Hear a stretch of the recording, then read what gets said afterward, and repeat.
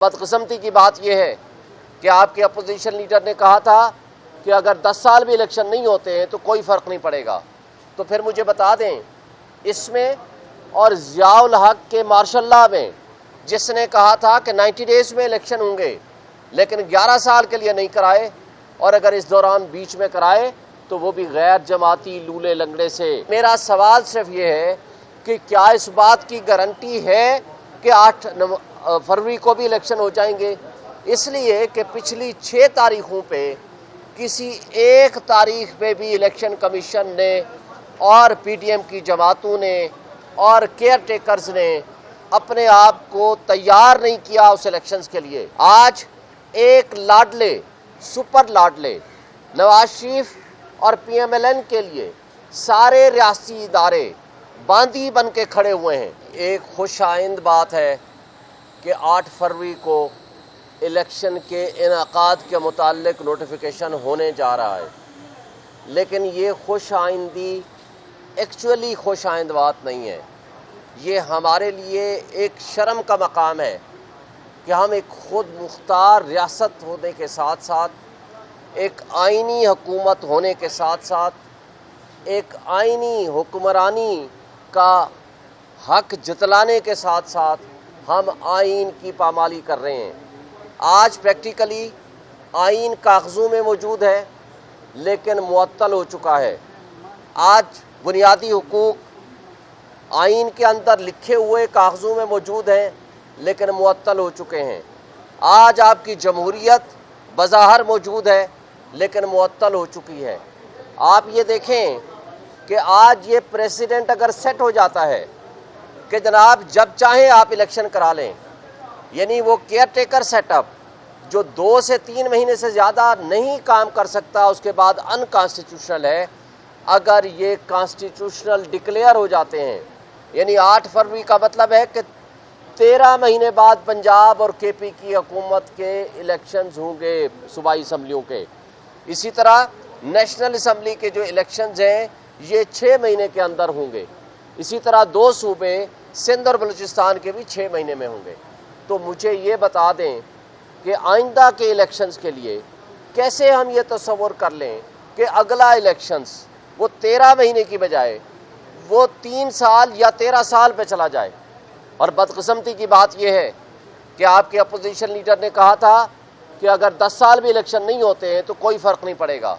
تو پھر مجھے بتا دیں اس میں اور ضیاء الحق کے مارشل لاء میں جس نے کہا تھا کہ 90 ڈیز میں الیکشن ہوں گے لیکن 11 سال کے لیے نہیں کرائے، اور اگر اس دوران بیچ میں کرائے تو وہ بھی غیر جماعتی لولے لنگڑے سے. لہٰذا آج آئین پریکٹیکلی معطل ہو چکا ہے. میں سمجھتا ہوں کہ ہمارے لیے یہ خوش آئند تو ایز سچ ہے کہ الیکشن کی تاریخ آ گئی ہے، لیکن ذرا سا ماضی قریب میں چلے جائیں. صدر پاکستان نے 9 اپریل کی ڈیٹ دی تھی. اس کے بعد سپریم کورٹ نے 1 مارچ کے فیصلے میں کہا تھا کہ with the consultation of president آپ تاریخ دیں. پھر الیکشن کمیشن نے پروپوز کی تھی تاریخ 30 اپریل، اور وہ صدر پاکستان نے نوٹیفائی کر دی تھی وہ پنجاب کے لیے، اور اس کے نامینیشن فارمز بھی جمع ہو گئے تھے. لیکن پی ڈی ایم کی جماعتوں کی خواہش پہ اور غیر جانبدار رہنے کی بجائے جانبداری کا مظاہرہ کرتے ہوئے انہوں نے از خود پاور نہ ہوتے ہوئے 8 اکتوبر کی تاریخ دے دی تھی. پھر سپریم کورٹ میں دوبارہ یہ میٹر گیا. سپریم کورٹ نے 14 مئی کی ڈیٹ دی تھی لیکن اس پہ بھی الیکشن نہیں ہوا. پھر 8 اکتوبر کی ڈیٹ ہمارے کان پک گئے سن کے کہ جناب 8 اکتوبر کو الیکشن اکٹھے ہوگا. پھر نہیں ہوا 8 اکتوبر کو. پھر صدر پاکستان نے 6 نومبر کی تاریخ پروپوز کی تھی، اس میں بھی نہیں ہوا. الیکشن کمیشن نے پریزیڈنٹ آف پاکستان جو کہ آئینی سربراہ ہیں آپ کی ریاست کے، اس کو کنسلٹیشن میں ملنے کی بجائے ایک خط کے ذریعے کہا کہ ہم آپ کو ملنا نہیں چاہتے اور آپ کے پاس کوئی پاور نہیں ہے. پھر آپ نے یہ بھی دیکھا کہ الیکشن کمیشن نے اسی دن امریکن ایمبیسڈر سے تو ملنا پسند کیا لیکن آئینی سربراہ سے ملنا پسند نہیں کیا. اور اس کے بعد کیا ہوتا ہے، آپ نے دیکھا کہ الیکشن کمیشن نے کہا کہ جناب جنوری میں الیکشن ہوں گے. پھر جنوری کی بجائے اب 8 فروری کی تاریخ بالآخر ان کے درمیان طے ہو گئی ہے۔ لیکن میرا سوال صرف یہ ہے کہ کیا اس بات کی گارنٹی ہے کہ 8 فروری کو بھی الیکشن ہو جائیں گے؟ اس لیے کہ پچھلی 6 تاریخوں پہ کسی ایک تاریخ پہ بھی الیکشن کمیشن نے اور پی ڈی ایم کی جماعتوں نے اور کیئر ٹیکرز نے اپنے آپ کو تیار نہیں کیا اس الیکشنز کے لیے۔ آج ایک لاڈلے سپر لاڈلے نواز شریف اور پی ایم ایل این کے لیے سارے ریاستی ادارے باندھی بن کے کھڑے ہوئے ہیں۔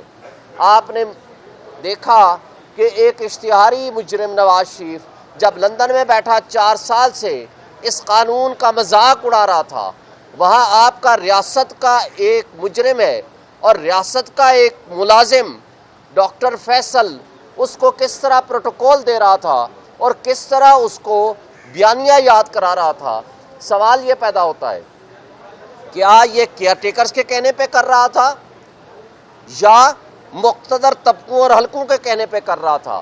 اور اگر ایسا نہیں تھا تو کیا آج تک اس کے خلاف کوئی ایکشن ہوا ہے؟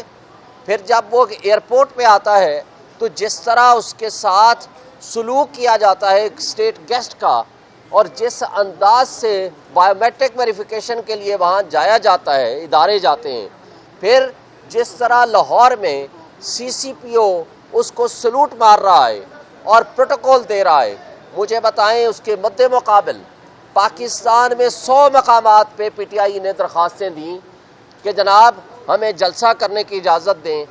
لاہور ہائی کورٹ کے حکم پہ صرف ایک جگہ پہ اجازت ملی، وہ کانا لاہور میں، لیکن وہاں پہنچنے سے پہلے ہی ورکرز کو گرفتار کر لیا گیا۔ جب محسن نقوی سے پوچھا گیا کہ یہ کیوں کیا تو انہوں نے کہا جی ان کا کرمنل ریکارڈ ہے۔ تو بھائی مد مقابل آپ ایک کرمنل کو تو اتنا پروٹوکول دے رہے ہو، اور جو جن کا حق ہے کہ پی ٹی آئی اس وقت بھی سب سے بڑی پولیٹیکل پارٹی ہے، اس میں کسی کو کوئی شک و شبہ نہیں ہے، اس وقت بھی عمران خان سب سے پاپولر لیڈر ہے پاکستان کا، وہ واحد لیڈر ہے جو فیڈریشن کی علامت ہے۔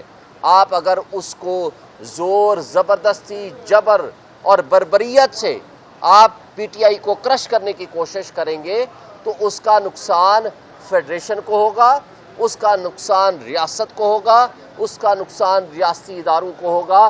آج آپ کی ریاست متحمل نہیں ہو سکتی کہ آپ اس طرح کے مس ایڈونچر کریں یا آپ اس طرح کے ایڈونچر کریں، اس لیے کہ 16 مہینے کی کارکردگی کے نتیجے میں آج آپ کے پورے پاکستان کے 16 مہینوں میں 12 لاکھ سے زائد پروفیشنلز یہ ملک چھوڑ کے جا چکے ہیں، اور دبئی کی تاریخ میں اور پاکستانیوں نے سب سے زیادہ پچھلے 1 سال میں وہاں انویسٹمنٹ کی ہے۔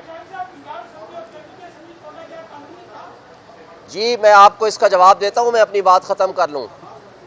پنجاب اسمبلی اور کے پی سن لیں، جواب سنیں۔ پنجاب اسمبلی اور کے پی اسمبلی آئین اور قانون کے مطابق توڑنا جائز تھا، اس لیے کہ آئینی طور پر آپ کوئی کسی چیف منسٹر سے یا پرائم منسٹر سے نہیں پوچھ سکتے کہ آپ کی ایڈوائس قابل قبول ہے یا نہیں ہے۔ اس سے آپ ثابت ہوں کہ اگر کے پی کے اسمبلی توڑنا ناجائز ایڈوائس تھی تو گورنر کے پی جو آج بھی بیٹھا ہوا ہے اس نے خود اس ایڈوائس کو ایکسیپٹ کیا اور ڈیزالو کی۔ پھر دوسری بات، پرائم منسٹر اور موجودہ جو 2 صوبائی اسمبلیاں ہیں بلوچستان اور سندھ کی، مجھے بتائیں 3 دن پہلے کیوں ڈیزالو کر دیں؟ اس لیے کہ آئین کے اندر ایک شق موجود ہے، جب تک یہ آئین ہے تو یہ اس آئین کا تقاضا ہے کہ کوئی بھی شخص جو چیف منسٹر کے عہدے پہ ہو یا پرائم منسٹر کے عہدے پہ ہو، جب وہ ایڈوائس دے گا تو پریزیڈنٹ آف پاکستان یا گورنر پابند ہے اس کو توڑ دے، اور اگر نہیں توڑے گا تو 48 آورز کے بعد آٹومیٹیکلی ڈیزالو ہو جائے گی۔ لہٰذا آپ کے کوشچن کے بعد آگے میں ایک بات کہہ دوں، اس وقت عمران خان کے خلاف سائفر مقدمہ بنانا ہی غلامی کی بدترین مثال قائم کرنا ہے۔ جو مجھے بتائیں جس شخص نے ملک کی سلامتی اور خود مختاری کا دفاع کیا ہو اس کو آپ کہتے ہو ملزم ہے، اور جس شخص نے کہا بیگرز آر ناٹ چوزرز اس کو آپ نے پرائم منسٹر اور مدعی بنا دیا، اور جس شخص نے کہا کہ امریکہ ہمارا وینٹیلیٹر ہے اس کو آپ نے ڈیفنس منسٹر بنا دیا۔ پھر یہ جو فیصلہ کیا جسٹس عامر فاروق صاحب نے وہ ٹوٹلی غلط ہے۔ کہا گیا کہ جناب اسد مجید کو بلایا گیا، اس نے کہا ہاں سائفر کے کنٹینٹس تو درست ہیں، لیکن یہ کہا کہ سازش کا نہیں ہوئی۔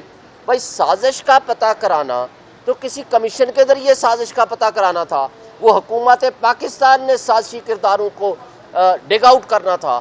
وہ آپ نے وہ سپریم کورٹ کی ججمنٹ کے اندر لکھا ہوا ہے کہ آپ اس میں کمیشن بنائیں، اور کمیشن بنانے کے لیے عمران خان نے جسٹس ریٹائرڈ طارق کی سربراہی میں کمیشن بنایا، جس کو اس نے معذرت کر لی۔ پھر شہباز شریف نے فلور آف دی ہاؤس پہ کھڑے ہو کر کہا تھا کہ دھمکی آمیز گفتگو تھی، لیکن میں اس میں کمیشن بناؤں گا سازشی کردار کو ڈگ آؤٹ کرنے کے لیے، لیکن وہ نہیں بنایا کیونکہ سازشی کردار تو وہ خود تھے۔ اب اس کے آگے آپ جائیں، نیشنل سیکورٹی کمیٹی نے 2 دفعہ اس کے اپنے منٹس جاری کیے، جس نے انہوں نے یو ایس ایمبیسڈر کو ڈیمارش کیا۔ تو یہ وہ ساری چیزیں جب آپ کے سامنے آئیں گی تو میں سمجھتا ہوں کہ آپ کو یہ ثابت کرنا پڑے گا کہ یہ سائفر کا مقدمہ سوائے پولیٹیکل وکٹمائزیشن کے اور کچھ بھی نہیں ہے۔ پھر آپ نے دیکھا جس کیس میں کل کیس لگا ہوا تھا، جسٹس میاں گل حسن اورنگزیب، جسٹس ارباب طاہر صاحب، اور رات کو ہی وہ بینچ بدل دیا گیا۔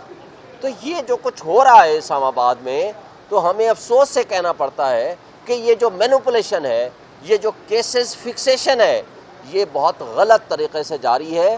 ہماری واحد آس اور امید سپریم کورٹ میں ہے کہ جس ملک میں قانون اور انصاف کا نظام ٹرو سینس میں نہیں لاگو ہوگا تو نہ تو پاکستان میں کچھ سرمایہ کار آئے گا، نہ یہاں سرمایہ کاری ہوگی، نہ معاشی تباہی سے نکلنے کا ذریعہ ہو سکتا ہے۔ اگر وقت سے پہلے الیکشن کو آپ نے متنازع کر دیا اور آپ نے اس انداز سے الیکشن کرائے، فری اینڈ فیئر الیکشن نہ کرائے، اور کہا جاتا ہے لیول پلینگ فیلڈ، ہمارے پاس تو فیلڈ ہی نہیں ہے، لیول ہم خود کر دیں گے، ہمیں فیلڈ پرووائڈ کر دیں۔ لیکن ہم یہ آپ کے ذریعے بتانا چاہتے ہیں، پورے پاکستان میں ہم الیکشن لڑیں گے، پورے پاکستان میں تمام ہمارے کینڈیڈیٹس ہوں گے نیشنل اسمبلی اور صوبائی اسمبلیوں کے، اور انشاءاللہ کامیابی ہمارا ہی مقدر ہوگا۔ بہت سے لوگوں کا یہ کہنا ہے کہ تحریک انصاف کی جو بیلٹ پیپر پہ اس کا بلی کا نشان نہیں ہوگا، تو آج کیا آپ سمجھ رہے ہو کہ تحریک انصاف کو الیکشن لڑنے دیا جائے گا؟ دیکھیں، تحریک انصاف کو بلے کے نشان کا جہاں تک تعلق ہے، آلریڈی الیکشن کمیشن فیصلہ کر چکا ہے، لیکن اگست کے فیصلے کو ابھی تک جاری نہیں کیا۔ میں ان سے مطالبہ کرتا ہوں کہ فوری طور پر آپ اس فیصلے کو جاری کریں جو میڈیا کی موجودگی میں آپ نے فیصلہ سنایا تھا۔ اس کا مطلب ہے کہ الیکشن کمیشن کے اوپر پریشر ہے، جس کی وجہ سے وہ اپنا فیصلہ اناؤنس کرنے کے بعد وہ لکھ کے ہمیں پرووائڈ نہیں کر رہے سرٹیفائیڈ کب۔ باخبر رہیے ہر جگہ ہر وقت بر وقت۔ ابھی سنو نیوز کا یوٹیوب چینل سبسکرائب کریں اور بیل آئیکن پر کلک کریں، اور جانیے ملکی اور غیر ملکی حالات و واقعات یقین کے ساتھ۔